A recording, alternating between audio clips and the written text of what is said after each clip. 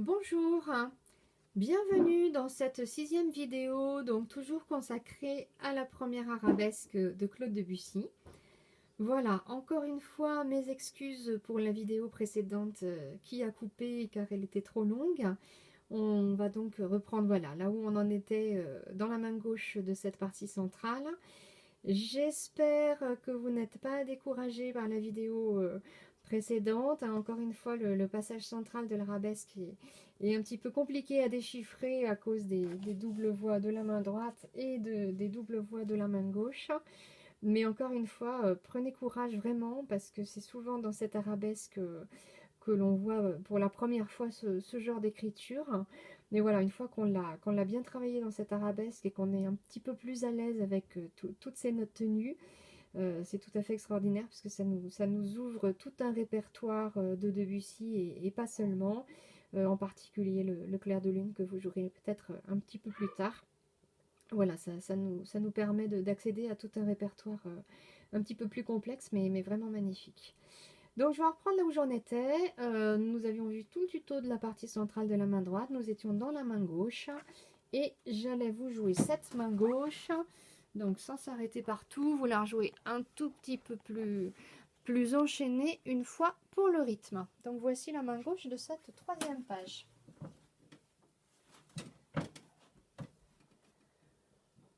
Deux croches blanches, noir, noir, blanche, point, noir, blanche, noir, noir, blanche, point.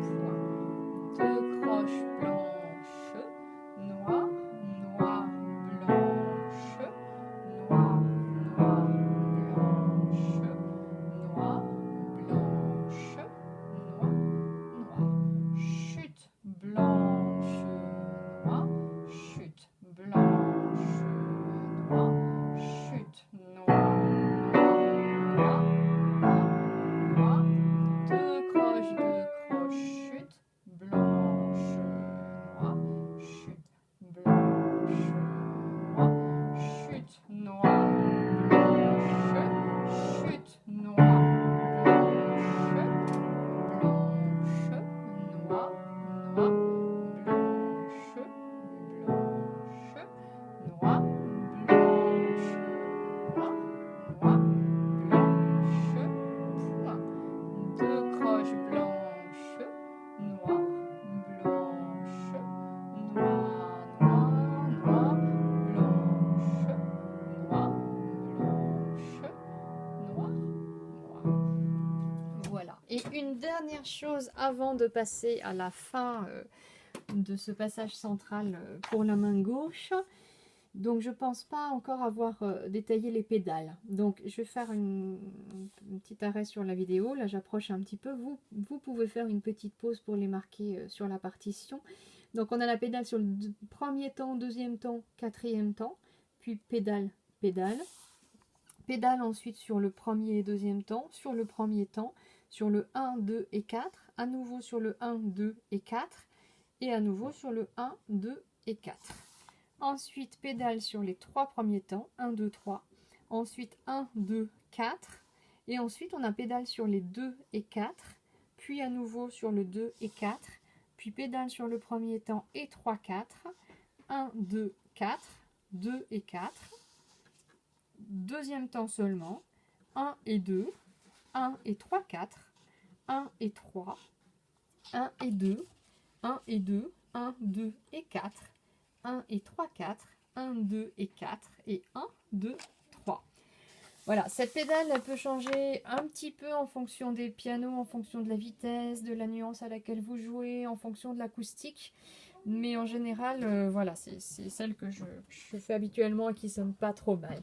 Ce qui va faire, pédale, pédale, pédale, pédale, pédale, 2, 3, pédale, pédale, 2, pédale, pédale, 2, 3, pédale, pédale, 2, pédale, pédale, pédale, 2, pédale, pédale, pédale, 2, pédale, pédale, pédale pour la main droite, pédale sur le mi grave. Pédale sur le premier temps de la main droite, Et ensuite, on met la pédale à contre-temps. On garde la pédale sur le premier temps, on la remet sur la deuxième, puis sur le quatrième temps. Là, on ne change pas la pédale. Pédale sur le deuxième temps, pédale sur le 4, pédale sur le 1. Pédale, pédale. Pédale sur le premier temps de la main droite, puis repédale sur le Fa. Pédale, chute. Pédale sur le La. Pédale sur le Ré, chute. Pédale sur le deuxième temps, puis pédale sur le chute de la main gauche, puis pédale sur le deuxième temps, pédale, 2, pédale, pédale, pédale sur la blanche, pédale sur la blanche, pédale sur le premier temps, puis sur le deuxième, pédale, pédale, pédale, pédale, 2, pédale, pédale, pédale, pédale, pédale, pédale, pédale, pédale, pédale pour la main droite, pédale. Voilà. Alors ce sont des choix de ma part, évidemment. Il y a plusieurs façons de mettre la pédale ici. Certains préféreront changer la pédale sur les premiers temps. Moi je trouve que ça coupe un peu et je trouve que dans l'élan on peut se permettre de ne pas la changer, ce qui permet de tenir le Fa jusqu'au Mi et le Mi jusqu'au La.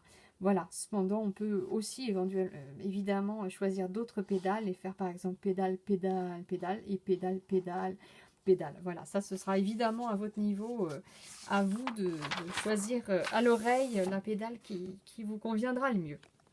Alors voilà pour la suite. On va terminer le tuto de cette main gauche. Donc là, je ne vais pas dire toutes les pédales. On a une pédale sur chaque note de main gauche, tout simplement. Ensuite, une pédale pour toute la mesure, pour la grande montée de croche. Et ensuite, une pédale sur chaque blanche de main gauche. Donc là, la pédale est tout à fait naturelle. Une pédale pour la ronde, donc pour toute la mesure.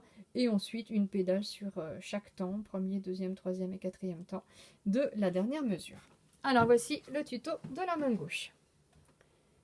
On est forte, mi-do, fa-do, avec 4 pouces, 3 sur le sol, 2 sur le la, pouce sur le si, 2 sur le la, 3 sur le sol, 4 sur le fa, 5 sur le mi, octave, et la grande montée, 5 pouces, 4 2 pouces sur ré, fa, sol, et 3 2 pouces sur si, ré, fa, et enfin 3-5 sur mi sol. Voilà. Donc là, j'ai essayé de choisir des doigtés le plus simple possible pour bouger le moins possible. Donc vous avez repéré évidemment tout à l'heure à droite que tous ces accords sont joués à droite. Donc la main gauche ne joue que sol, la, si, la, sol, fa, mi. Voilà, donc il n'y a qu'une seule note à chaque fois pour la main gauche. Et j'essaye de quasiment ne pas bouger. Donc je vais faire mi, fa, sol, la, si, la, sol, fa, mi avec 5, 4, 3, 2, 1, 2, 3, 4, 5. Voilà, si je vous le joue un petit peu plus vite.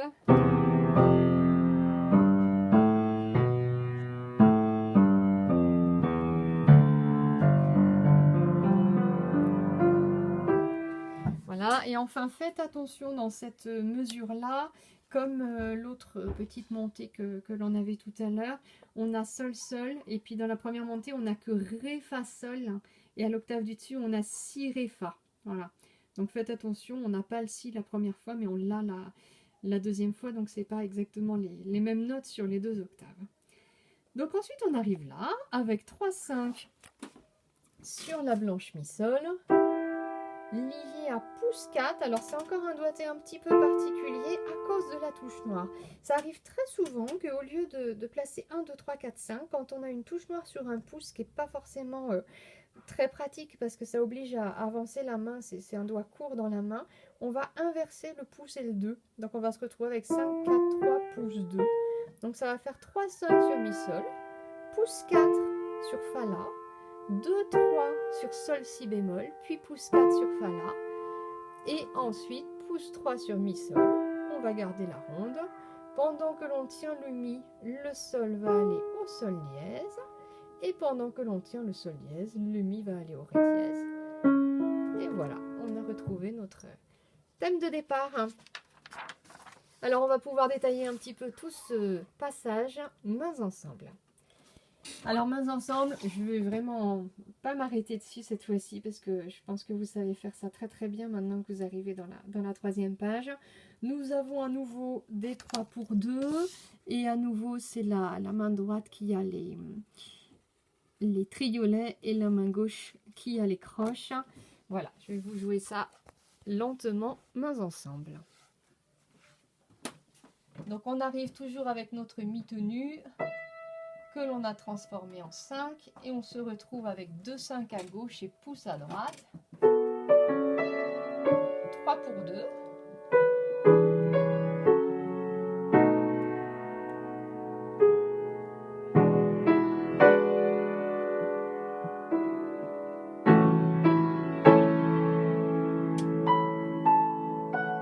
Pour 2.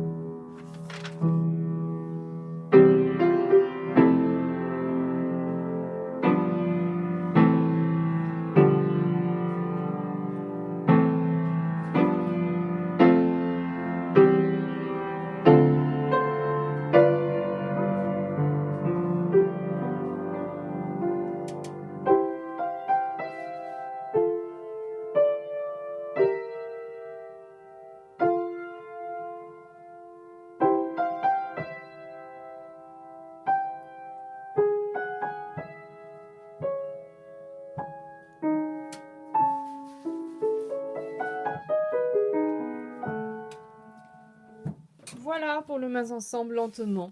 Donc des 3 pour 2, on en a un, mais on n'en a pas tant que ça. On en trouve un, donc à chaque fois qu'on retrouve ce thème, donc évidemment au début de celui-ci qui revient avec la variante, et puis à chaque fois que ça va revenir les 2 fois avec les nouvelles variantes après tout ce passage en triolet. Voilà. Par contre, faites quand même attention à la toute fin, au ré dièse qui doit se trouver après le sol de main droite. On entend souvent un rythme un petit peu différent dans ce passage-là. Alors, simplement pour le rythme du mains ensemble, je vais vous le refaire une petite fois un petit peu plus vite au métronome. On était à 80 pour tout à l'heure et je pense que c'est pas mal. Je vais vous le jouer une fois à 80.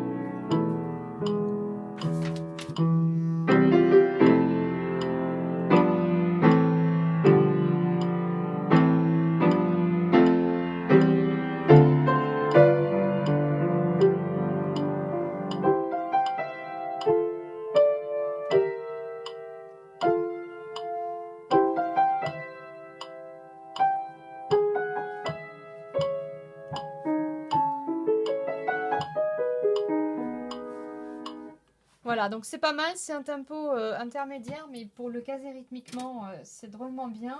Alors là, évidemment, je n'ai pas fait le petit ralenti de la dernière mesure, parce que je suis restée avec le métronome, mais si je vous joue les 2 dernières mesures avec le ralenti, ça va faire 1, 2, 3, 4, 1, 2, 3, 4, 1, 2, 3, 4. Voilà, c'est pas évident de caser ce rythme-là, de caser en place la petite croche après la noire. Donc ce que vous pouvez faire, c'est essayer évidemment de faire un ralenti le plus progressif possible. Et vous pouvez dire 1, 2, 3, 4 et 1. Donc je vous le refais une fois. 1, 2, 3, 4, 1, 2, 3, 4 et 1. Et là, évidemment, on reprend le tempo. Voilà. Alors, dans ce passage au niveau de l'interprétation, évidemment, ce qui va ressortir, c'est la ligne du haut. Hein. On a toujours nos 4 voix. Donc, quand on a 4 voix comme ça, les 2 lignes les plus importantes, ce sont la ligne du haut de la main droite. En second, la ligne du bas de la main gauche. Donc, évidemment, les basses sont importantes, évidemment, pour les harmonies. Et puis, la partie du milieu qu'on va jouer un petit peu moins fort, mais ça, normalement, ça va se faire naturellement. Au niveau des nuances, alors là, vous voyez qu'on a des contrastes tout à fait extraordinaires dans cette partie centrale. On est piano, mais déjà dans la 3e mesure, on a des grands soufflets, un sforzando, donc un accent sur ce deuxième temps. Ensuite, on repart piano, mais on a quand même des petits soufflets à l'intérieur. Ensuite, on est mosso. Donc, mosso, ça veut dire avec du mouvement. Donc, ça veut dire à nouveau qu'on va prendre des libertés et se permettre de donner un élan, de faire un petit accélérando. Un grand crescendo qui va nous mener au forte. Ce forte va durer pendant un petit peu plus d'une mesure. Et puis, on va diminuer sur ces 4 croches et évidemment faire un gros ralenti pour ramener le piano. À nouveau, on réaccélère, on recrescende pour amener le forte. Et alors là, vraiment, on est forte jusqu'à la dernière note. Il ne faut pas diminuer. Petite respiration, prenez le temps et on arrive piano subito. Donc tout d'un coup, piano sur le premier temps.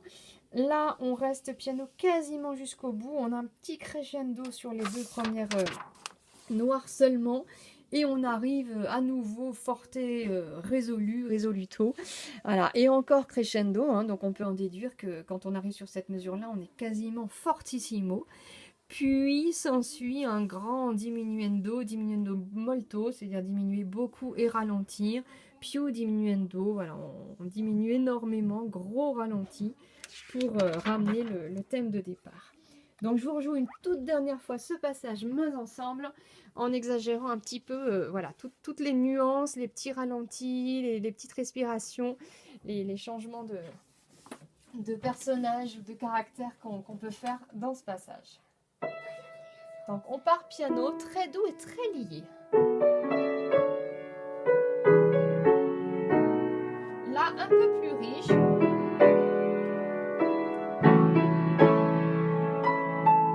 Puis à nouveau piano.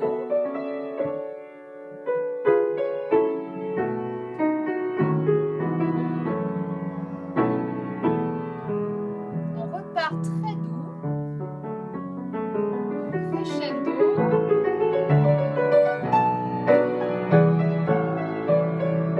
Ralenti, on repart piano.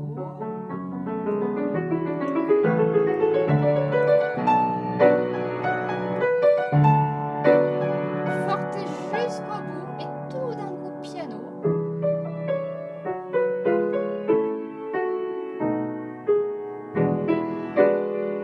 Faites bien sonner les accords bien pleins, bien ronds, bien fortés.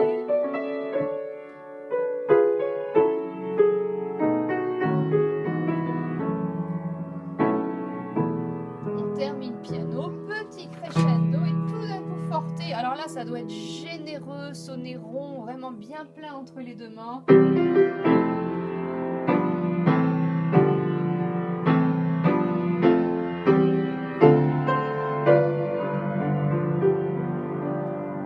Puis là, c'est déjà plus doux. Début du diminuendo.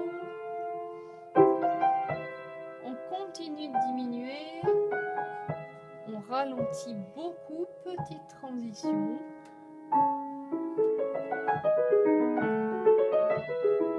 Et puis on ramène évidemment le thème du début et la partie avec les 4 dièses à la clé. Voilà, et bien suite et fin sur les 2 prochaines vidéos. Bon courage et beaucoup de plaisir sur ce passage central. Prenez le temps de faire les nuances, prenez le temps vraiment d'écouter chaque ligne, chaque voix, d'écouter toutes ces harmonies de Debussy qui sont souvent subtiles et tout à fait extraordinaires. Et puis à très bientôt pour la suite, hein.